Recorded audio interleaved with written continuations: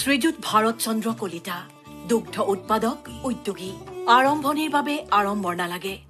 সাধাৰণ আৰম্ভণিৰে সূচনা হয় নৱজাগৰণৰ তেনে এক নৱজাগৰণৰ জনক বজালীৰ ভাৰত চন্দ্ৰ কলিতা অসমৰ শ্বেত বিপ্লৱৰ অন্যতম ধ্বজাবাহক নীৰৱ কৰ্মযোগী সমুখৰ পৰা নেতৃত্ব দিয়া কৰ্মযোদ্ধা নিত্যানন্দৰ কামধেনু দুগ্ধ উৎপাদক সমবায় সমিতিৰ স্থায়ী সভাপতি গুৱাহাটীৰ পশ্চিম অসম দুগ্ধ উৎপাদক সমবায় সংঘ